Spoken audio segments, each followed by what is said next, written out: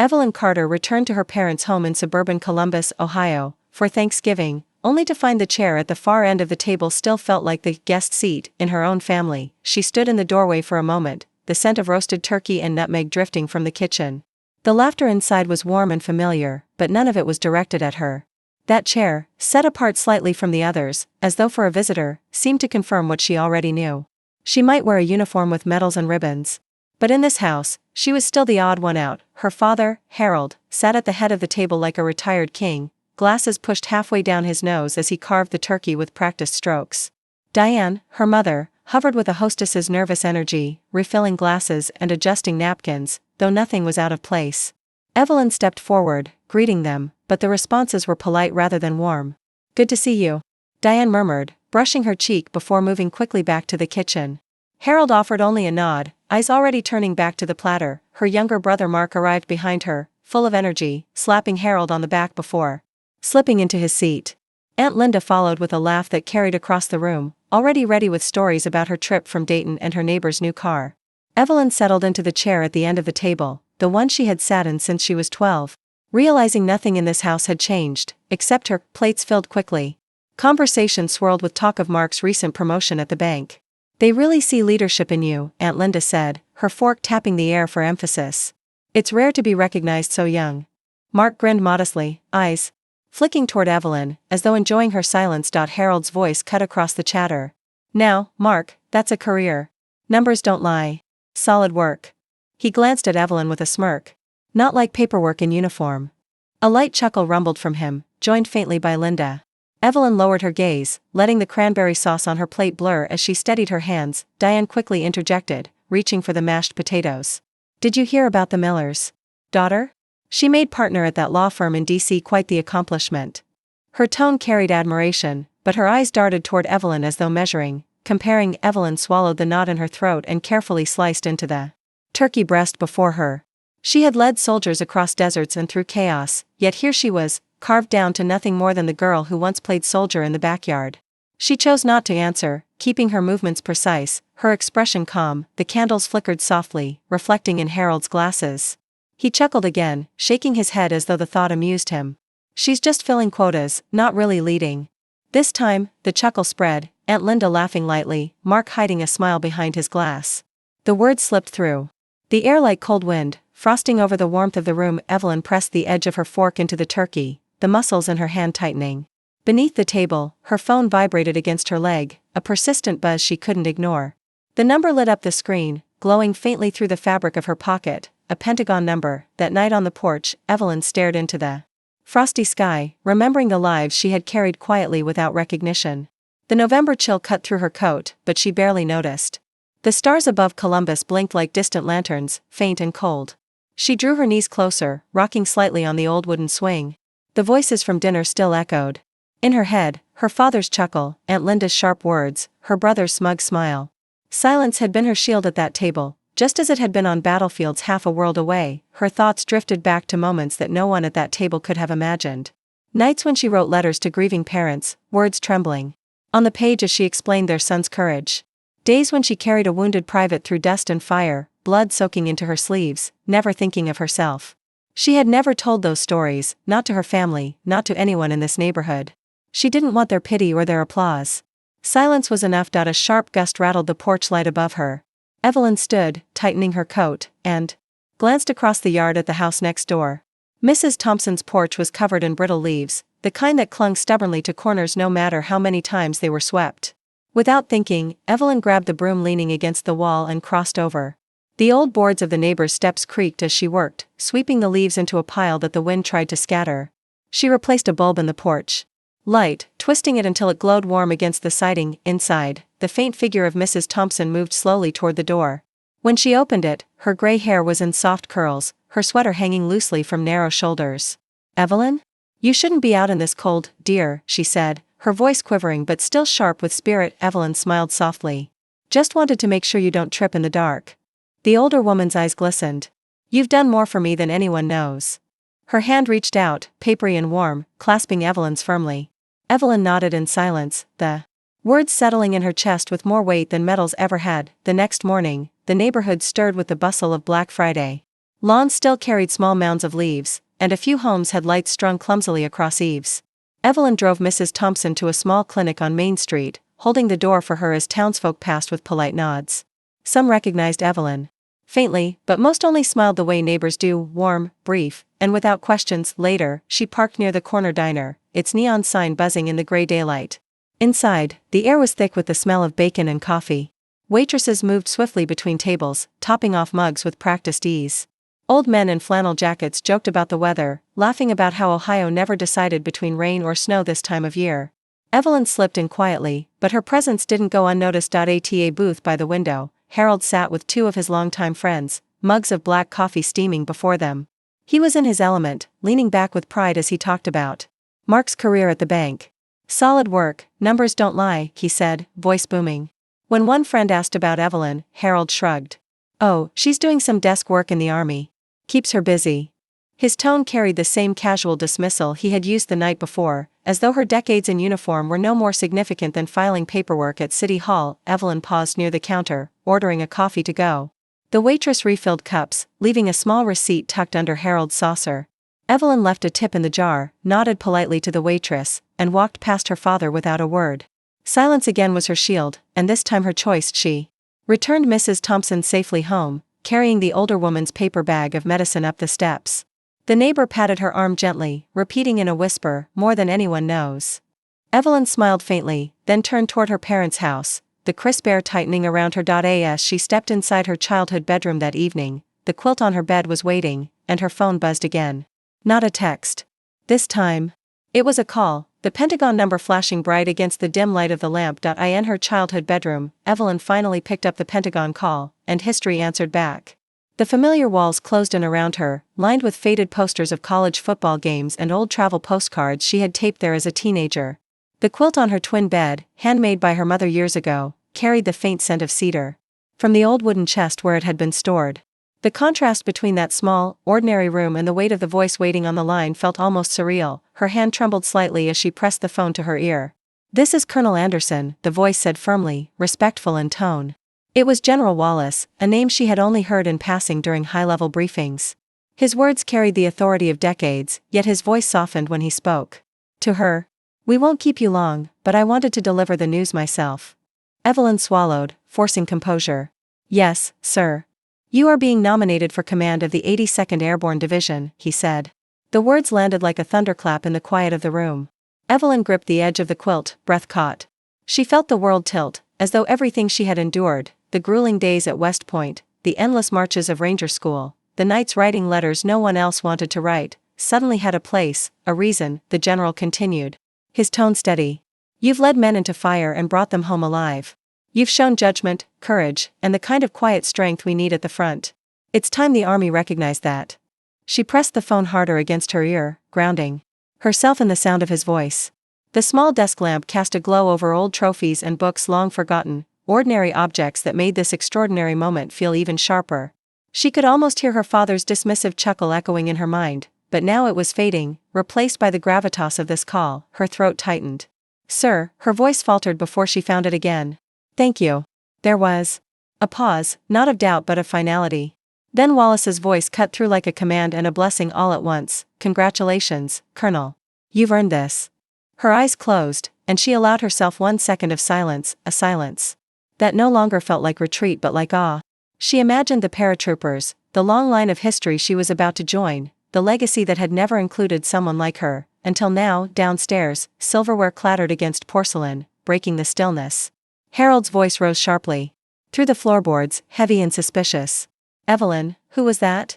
The Carter family gathered again for Saturday leftovers, but the air was heavier than the gravy cooling on the table. The dining room lights glowed against the windows, a warm yellow that did little to soften the tension resting over the meal. Plates clinked as reheated turkey and mashed potatoes were passed around, steam curling up in faint wisps. The television hummed faintly from the living room, the voice of a college football announcer echoing now and then, but even that familiar noise couldn't break the tight silence pressing over the table. Small talk came first, as if rehearsed. Diane asked about Black Friday crowds, and Aunt Linda described a sale she'd seen at Macy's, waving her fork in the air as she spoke. Mark leaned back in his chair, describing the new suit he had purchased for work, his voice carrying a satisfied edge. Evelyn remained quiet, pushing food around her plate, the call from the night before still echoing in her ears. Harold cleared his throat, his gaze sliding to Mark with obvious approval. Now that's a man who knows where he's headed. Banking is solid. No surprises. A career with weight. His eyes cut toward Evelyn, narrowing ever so slightly. It's time you thought about settling down, too. You've spent long enough running around. Time to put down roots. Evelyn lifted her glass of water, her hand steady though her pulse quickened. She had carried silence for so long, but the moment had arrived. She set the glass down carefully, the sound of it on wood sharper than it should have been. That call, she said, her voice calm but firm. It was from the Pentagon. I've been nominated colonel, commanding the 82nd Airborne. The room froze. Forks hung midair, spoons paused halfway to mouths. Diane's eyes widened, Aunt Linda blinked rapidly, and Mark's jaw fell slightly open. The silence lasted a long beat, so thick it seemed to hum. Then Harold scoffed, pushing back in his chair. His voice came out hard, tinged with disbelief. They don't put women in charge of combat units. He shook his head as if brushing away an absurd claim. Evelyn leaned forward just enough to meet his eyes directly. Her voice did not rise, it didn't need to. Every word carried steel. They do now. For a moment, Harold's expression faltered, his mouth opening as though to argue, then snapping shut. The hum of the television grew louder in the silence. That followed, the announcer's voice carrying into the dining room. And then, as if on cue, the game cut away. From the living room, CNN interrupted the football broadcast. Evelyn's photo in uniform filled the screen with the headline, Colonel Evelyn Carter nominated. On the TV, Evelyn's uniformed photo glowed under the words, First woman nominated to command the 82nd Airborne. The flickering light from the screen cast uneven shadows across the Carter living room. No one moved. Forks lay abandoned on plates in the other room, the clatter of dishes forgotten. Diane sat perched on the edge of her chair, her hands frozen. On her lap, cardigan sleeves twisted between her fingers. Aunt Linda stirred a cup of tea she hadn't even sipped, the spoon clinking faintly, an awkward sound against the heavy silence. The CNN anchor's voice filled the void, reading out Evelyn's record like a litany. For deployments overseas, multiple commendations for battlefield leadership, and the first woman in history nominated to command the 82nd Airborne Division. The words rolled on, each one widening the gap between what her family thought they knew and the truth they had refused to see. Harold sat motionless in his recliner, the remote locked in his hand.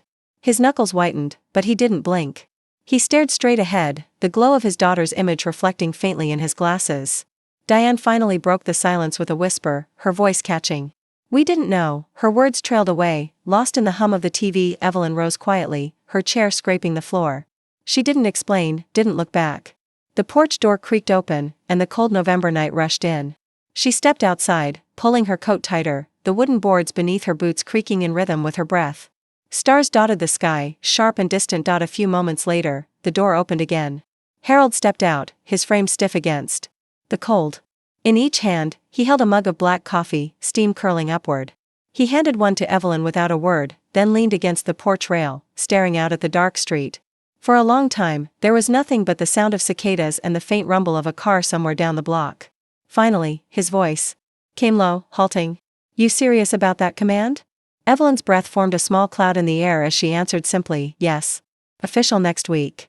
He nodded once, slow, as though the ground beneath him had shifted and he wasn't sure where to place his feet. He took a long sip of coffee, the bitterness filling the silence. Evelyn matched him, not forcing anything more, letting the truth rest between them like an unfamiliar guest neither knew how to greet. The next morning dawned gray and crisp. Frost clung to the edges of the lawn as Evelyn stood in the driveway, watching the neighborhood stir. Mrs. Thompson appeared, bundled in a thick coat, a copy of the Columbus Dispatch tucked under her arm. She waved and walked over, her steps careful but steady. Morning, Evelyn, she said warmly before turning to the others who had stepped out, Harold, Diane, Aunt Lind, hovering behind. She opened the paper, holding it out. Evelyn's face stared back from the front page. Headline bold. Mrs. Thompson looked directly at them. She's helped me more times than I can count, she said firmly.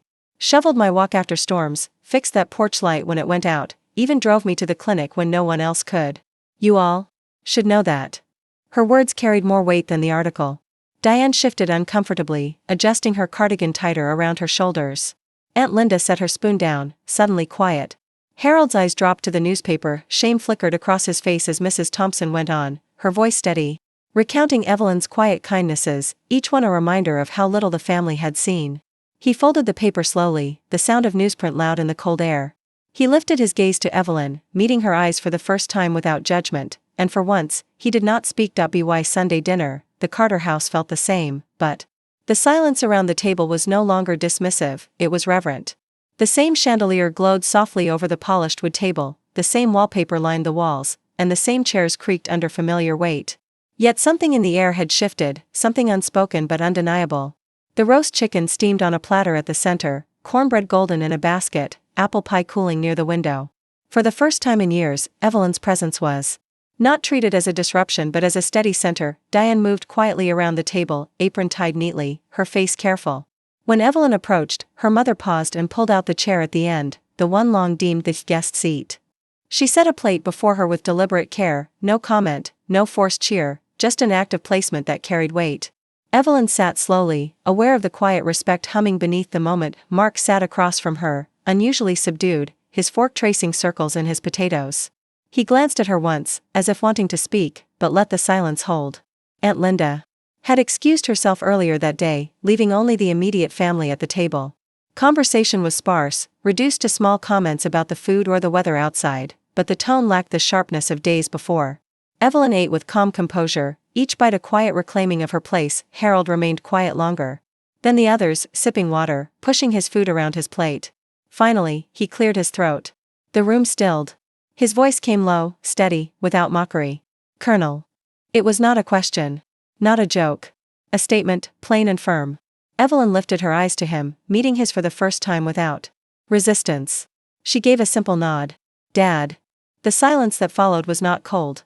It was recognition, heavy and awkward, but real. Later that evening, Evelyn wandered the hallway lined with family photos. Childhood portraits, school ceremonies, and family reunions stared back from behind glass. She stopped at one frame she hadn't noticed in years, her high school diploma beside a small shadow box containing her first-rank insignia. The glass gleamed more brightly than she remembered, free of dust. A new brass plate had been added, the engraving neat and sure. Colonel Evelyn Carter, 82nd Airborne. She traced the letters with her eyes, feeling a quiet warmth spread through her chest. Back at Fort Bragg a week later, her new office awaited. The desk was wide, the oak polished to a shine. The American flag stood crisp in the corner, the walls bare and waiting. Evelyn placed a single photograph behind her desk, her unit and helmand, faces streaked with dust, grinning in a rare moment of reprieve. Half of them were gone now, their memory carried in silence. That picture reminded her of who she had been before titles, before headlines. They were her true family. Evening fell, and Evelyn returned home once more before shipping out for her first official day of command. The Carter house looked unchanged from the outside, its brick walls catching the last light of sunset. Inside, Harold walked down the hallway, pausing before the polished frame. His hand rose, resting against the glass, palm lingering as though trying to grasp what he had once ignored. His shoulders slumped slightly, but his face softened, eyes fixed on his daughter's name. He stood there longer than anyone expected. The weight of his silence more powerful than any apology. Sometimes respect isn't spoken. Sometimes it's carried in silence, the kind that finally means you've been seen. The house that once echoed with laughter at Evelyn's expense now held a different kind of quiet, one born of respect rather than dismissal. In that silence, her years of service and her quiet acts of kindness finally spoke louder than any defense she could have given. The lesson is simple yet lasting. True worth is not measured by appearances or quick judgments, but by the steady weight of compassion and integrity carried through life. Like a lamp glowing softly in the window, even unnoticed kindness can light the way for others. And perhaps tonight, we might look more gently at those around us, for their quiet strength may be the very thing holding our world together.